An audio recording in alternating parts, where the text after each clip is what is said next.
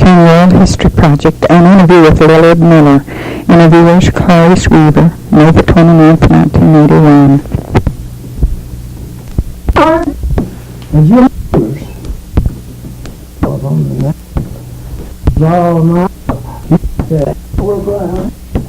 Let's see that. Now, Mr. Miller, what's your full name? Lillard. Lillard. Lillard Eugene Miller. Now, were you born in this area? Yes, ma'am. In the Fleetwood area? Yes, over the hill. Now, was that called Fleetwood when you were born? Fleetwood. Fleetwood.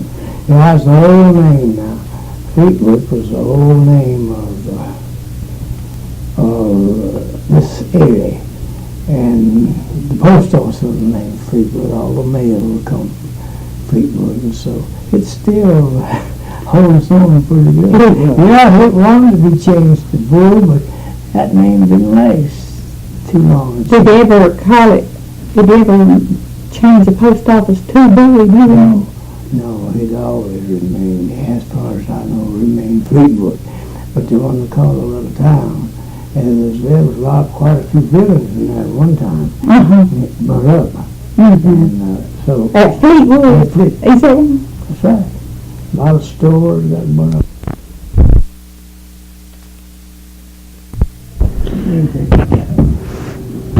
Now, you said you were born in this area. That's right. And grown up here. Who's your first wife? What was her name? Eddie Jensen. Eddie? Eddie. E-T-T-I-E. Eddie. That's my grandmother's name. Is it? Eddie Sophronia. And where was she from this area? She's from Lansing. Lansing. Yeah. Eddie. You know, I was telling you a while ago, she's some relation to the Spurgeons. Oh, yeah. Yeah, she was, I stole her from Lansing. Brought her from Lansing, right. Now, how many children did you and Eddie have? 6. 6 children. And when did she die?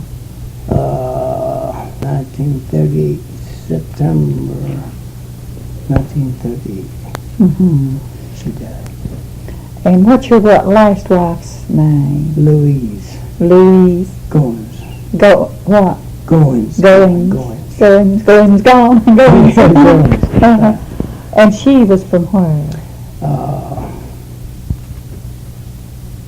No, I think she was stepped outside. I believe it was down Nathan's Creek. Nathan's Creek, down in that area. You know that country? Yeah, I know it a little bit. Not well, but know it some. Yeah, I see. And how many children did you have? You had 11.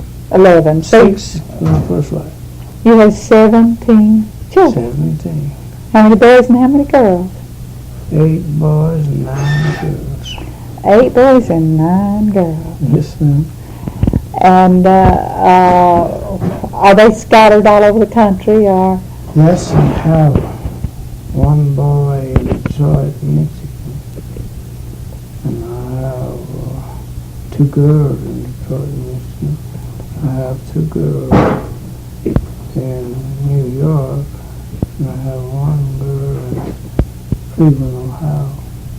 And I have 1 boy. And from that time here in The first family. County down there. Mom. Anyway, the place right by the man, place he lives on, Macmillan, I think it'd be Macmillan. Well, now your other, was that all your first family you told me were away? Yes, right. Out of the county? Yeah. It is known, there ain't but one living in the county. The That's next. Eugene, who stayed back down on this, you know, right here in Springwood. Mm-hmm. Where he turned down to go down into the Cox's Grove area, they call it. Well, now he lives right there where he make the turn. Oh, I see. Frank Macmillan. Frank Macmillan. Oh, yeah. Yeah, I know you've heard of him. Yeah. And he lives on his. Oh, I see. He just, when we leave home, pretty early after his mother died, he like lost his mind when his mother passed away. Hurt him so bad, and so he got out with the other youngsters, and so both the other boys got out. And the girls, they stayed home until they got ready to get out on their own. their own. Mhm. So then there was two of the youngest girls, May Willie and Lois, that I married this woman. Mhm. But she was good to them. She could be, and they loved her and still love her. Mhm. And so we've all got along against one But another. it's kind of hard for a man to keep a home going with children without his wife, without his Well, I went about 4 years. It was lonely. I was unhappy, dissatisfied. Things was going to bad. I didn't feel like giving attention to things that I should give. And I began to get lonesome. I began to travel a little bit. Well, I'd leave things, children there will do it. But you Mhm. got to have somebody to tell them. Well, yes, yes. If you don't remind them, and any time they forget it, and children is not, many of them thoughtful like older people are. Well, you can't make much out of children, No, but you children. can't. You haven't? I have 4, so I know children's nature. Well, Yeah. So you were daddy and mommy both to them for a while. I certainly was. Mhm. I do a lot of canning and things like washing and things like that. I learned to do many things, and that a woman does. Well, now, were you always primarily a farmer? I noticed you have those chicken houses. I didn't. I was born over just over from that big home. Right on this property. I was born just over the hill Mm-hmm. from here, and so when I married very young, I married so young until they couldn't make deed to me. I was underage. She was underage. Underage, and so whenever I would come of age, Robert Gentry and his wife made me a deed to go to this home. Mm-hmm. And so I went there and worked. I was about 18 and married. Stayed there a number of years. Went out, loaded coal, and I worked on the coke yard, and drove a team and carried the samples to the mill. I stayed there, on my records show, about 21 years. Where? In Gary. in Gary 21 years in West Virginia? I spent that much time. On and off. On and on, and come home and go back. Mm-hmm. Well, there's no works here in the county, no public works, were there? Oh, yes, honey. There was coal. It's a coal mine operator. There in West Virginia. It was a coal mining. The mining was chief occupation of West Virginia. And anyway, there's different coal operations in West Virginia, scattered all over that area, you know. And so I was World Coal, number 1. I was Gary, number 2, number 7, number 6. I was looking at number 6. Now, there's a migration period along that time from this area. So many people went out there to work. Now, how did you find your job? Did you have relatives working out there? Well, when I first went there, yes. I had an auntie and lived there. On my first trip there, I went on expectation of their care because I was only,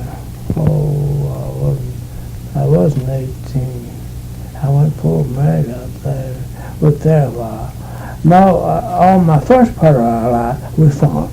Mm-hmm. We farmed here and done a lot of work for Mr. Sid Cooper up there. He was one of the wealthiest farmers there was in the county, and he's a man that gave us a lot of training.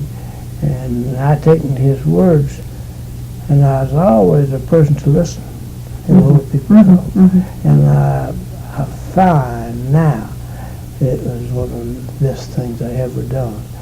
is hear and listen, and then your time will come when you need to know about all these things, and you can remember that they was so old. Mr. So-and-so said this and said that, and so it helps you through life. Oh, yes. Now, I wanted to ask you a little bit about when you were very little growing up. Where did you go to school? Here, right over there. Right over there where, so you come up, and you left the highway, and you come up past the first house you passed was on the left side of the road, and there the schoolhouse used to sit right there, you know, and I went to school there, and on the first, it was on up here, when that little bottom where you bend there, bottom right down there, there's an old log building. A log schoolhouse. An old log schoolhouse, and that we went to that for many years until old Uncle Jerry Horton, old colored man, and him and someone built a little schoolhouse. Is that right? Now, when you were a little boy, let's see, were your ancestors, that was before, was your grandmother a slave? Yeah, my great-grandmother was. Did you ever hear any of them talk about slave days? My great-grandmother lived to be 115. What was her name? Phyllis Hendricks. Phyllis I Hendricks. wish you'd go by and see what I put to her grave. Lord, I took another lady from Winston here to interview me. Her and Troy Campbell. Do you know? Yes. Who was the woman? It wasn't Arlene Edwards, was it? She writes for the Winston-Salem Journal. And this woman was from Winston. But anyway, I never did hear any more about her, and she was supposed to put something in the paper. You know Miss Allison? Yes. Do you? Yes. Oh, she printed about 20 copies of paper in the newspaper about me, us being the family of the year, farm family of the year, and so I think a world of sense. I'll tell you what, when they built this road through here, Miss Anderson's always been a person that was a leader. She had leadership, and so she was interested in this road. Now, me and my brother saw the cause of this road being put through here. One gets a lot of them and gets credit for it, but politics, go the wrong ways in some things. So one of our boss men said, we was doing road work. He said, if you boys want to stick to us, he said, we'll stick to you. He said, you need a road through there, and he said, if you stick to us, you'll get it. So we was annexed to the road, and we've got a good road, which has been about $1 million to us. Oh, yeah, yes. It really has. What were some of the old stories? Do you remember any of the old stories that they told about their days? Yes, I can remember a lot of old stories that was told. I forget too many on mine one time. You can't say. Yeah, I know it. Well, now, did they live in this area here? Was this their home? Who? Your great-grandmother. My great-grandmother, yes. She lived right over. We all live. I was born and raised. You know where Clifford lived, John? That's the south edge of the place where we grew up. And we lived in that valley. There's two houses, one up where I was born, and then my mother built down below. And we lived in the lower end, and they lived back about the center of the valley. But I noticed, you said you were born in a I mean, you went to school in a little log, your first school. That's right. And then let's see, I believe I noticed in 1979, your family was named, what was Crime Family of the Year? That's That's right. But as they say, you've come a long way from going to school in the little. Yes, Mom. Yes, Mom, we were. Yes, they give. I'll tell you, I have tried to live among our people so that people that appreciated a person trying to be honest, truthful, and stand straight. You know, it had me to make a toll down at that Troy. Troy took it right. Troy became a good friend of mine. Mm-hmm. And so after they invited me down for supper, you know, we had a meeting on this soil conservation members, and they invited me to the supper. And after supper, they would have me to make a speech. Mm-hmm. And so I said, I don't know, I didn't say what I meant to say, or wanted to say, but I couldn't help myself. I got there to make that talk, and I said, boys, let's stand straight in this world. Huh? Well, I'm telling them women, them women, toys told me, said they hadn't quit talking about that speech yet. Mm-hmm. I'll come back and ask them what the men said when I said, boys, let's stand straight. He said them women had quit. It could have been something on the women in their life that had come close. Well, you know, sometimes, of course, I don't make speeches or anything. I've not been asked to make them, but anyhow, sometimes what comes from your heart is usually the best, isn't it? Well, absolutely. Yeah. It certainly is. You know what I'm saying? That is, I believe that's a supernatural spirit that's dwelling in you and guiding you.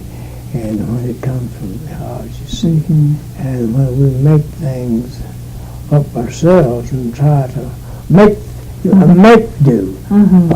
that Don't work out, does it? No, it don't. It really does. Was your daddy a progressive farmer like you? My daddy, Or your granddaddy, or your... well, they were hard-working people. My daddy, the best I can remember about him, he was a good-looking man. And nothing like me. And so he was a sport. Most of I know about him. He'd go and dress highly, and he was sporty. And I don't know where he worked in the coal field or what. I know of his people a whole lot. He was a man that didn't people. I don't know. And some people don't like you, regardless, to have a ill will towards you if you don't listen to them. I've known that to happen too. I know some people whom I had been as nice to, as nicer than I had my brother. And they done things that I wouldn't have thought that a man could pay them to do. And how can you mistreat a person that has been so good to you? You move in their area and be a stranger and have no money, have nothing to go upon, and someone to provide work when they could get it and give you a job and give you a road to your place, their place, for you to get in and out to where your location was. And then could slip up behind you, cut the lights off when you asked them who they was, going down below you and come in shoot 10, 15 times. We're not here. How could they catch you low? You're a religious man, aren't you? Well, I'm going to tell you, I'll tell you what made me think. When this man, my daddy was a high-strung man. Mm-hmm. He was a man he'd shot. I'll be honest, what I heard, I didn't see any of it. He shot one man here in this country, and when he moved to Virginia, he shot two more. Boy, never did kill none. He shot him. Was he a black man or white man? He's a white man. But he was a man, you couldn't push him. Mm-hmm. He just couldn't go so far. Somebody had to stop. And so... Independent, was he? Huh? Independent, fiery. Oh, he was independent. He didn't bother nobody. But nobody... He didn't want nobody to bother him. Now, that's what it was. He's a peaceful man you've ever seen. We still don't want nobody to push upon him. And so, this guy comes out, made me think something happened to me. I know that I was high strung and always have. What did I do? Now, you know, I didn't throw and act no fool because I wasn't afraid. Because I wasn't afraid. But I didn't act no fool and go out and brag about it to nobody. I was just a person that wasn't afraid. Mm-hmm. I wasn't fear nobody but God. I didn't fear man. And don't get I had guns drawn on me, razors drawn on me, everything else. I was not afraid. Mm-hmm. So you made it fine, lady. Huh? You made it all right, haven't you? Well, I took all this out of the road and hit me island. They would step in between us and take care of us. And that's the greatest thing about trusting God. When time comes when you can't take care of yourself, God is right there ready and willing to bless you with the things that you need. Just step away. Just hold my peace. Did you like working in mines? Yeah, well, yes, ma'am, I liked it very well. It wasn't so much as I liked the work as I did need money. That's where I bought my little home. Bought lumber and buildings. You know, I built this house myself. You did? When I was just a boy, about 18. Oh, no, not 18, 21. I started working on building it when I was about 21 years old. You've got a beautiful place here. Did you build the barns and your chicken houses? Yes, ma'am.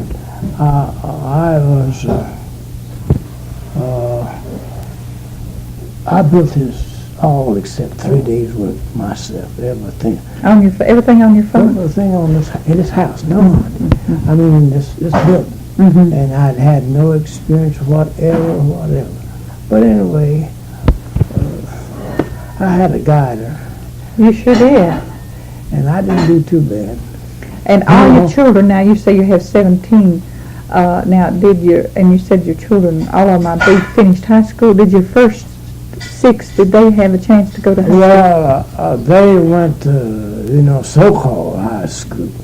But that was a long time ago. That's a long time ago. Since they've got to go to the white schools, there's a lot of difference. Is that right? A lot of difference. Do you think it's a good thing in Ashe County? No, it is a good thing.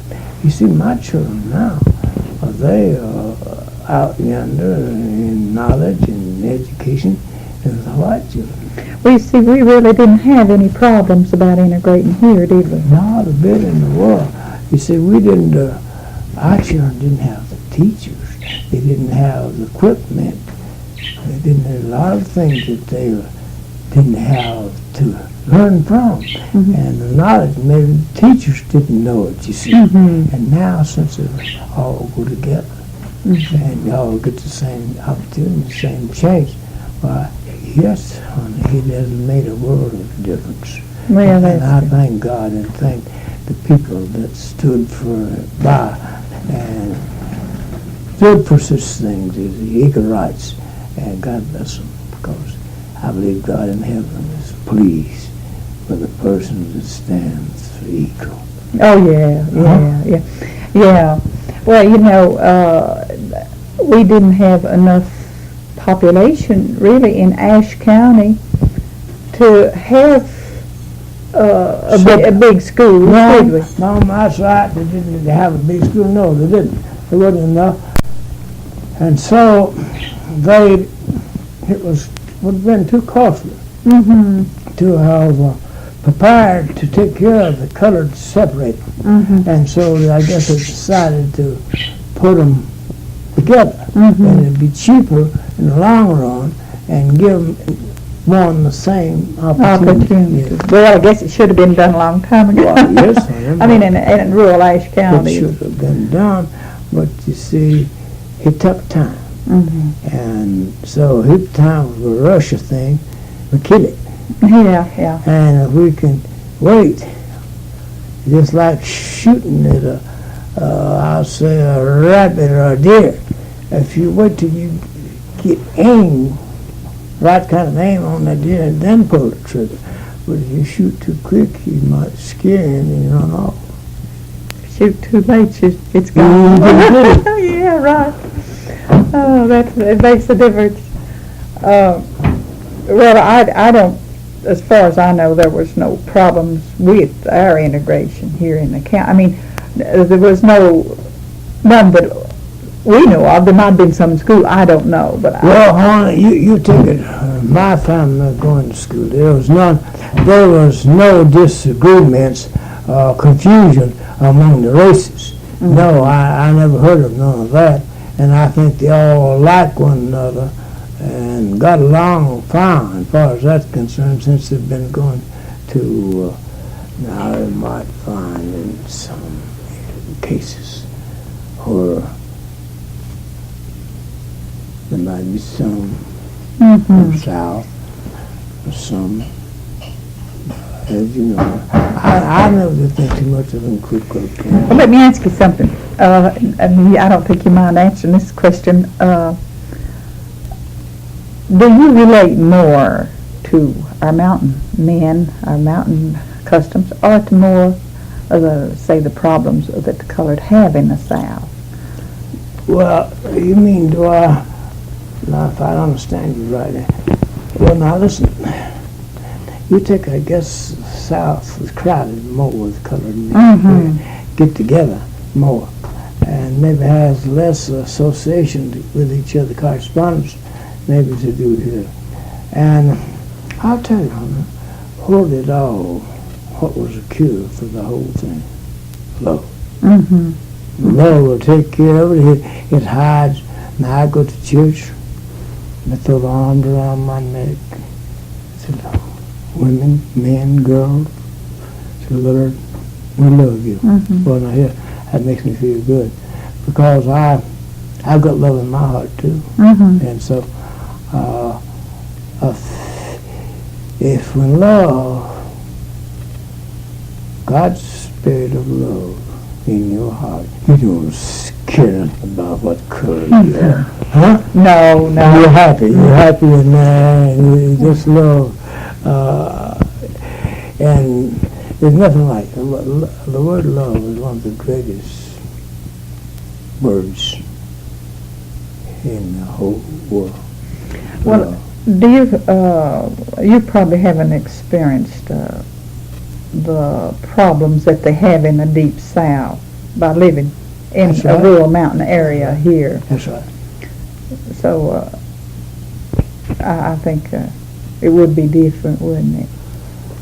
Yes, hon, it is different. You see in Atlanta, what's going on there, they got up to highest 28, and the last one was, I think, was 22 or way up a man, up in the man, and found his body. So I just can't understand. They ain't been able to find out what. It's hard to. It's mind-boggling, isn't it? Well, I tell you that somebody is bound to know something. How could I go on? How's that many, and nobody know nothing? It's unreal, isn't it? It sounds unreal to me. Somebody knows something. They're going to have to find. They're going to have to find out who it is. That's for sure. Well, it looks like it. Well, honey, what good does it do?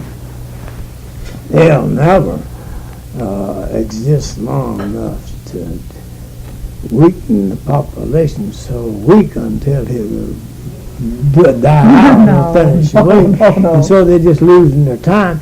They could stand a chance of getting killed themselves.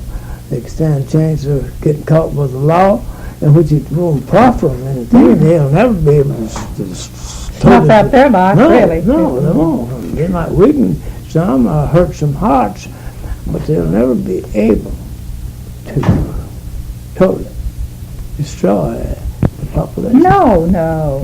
And so that is foolishness. That don't make sense. No, it don't. We were talking about early happenings in Ashe County.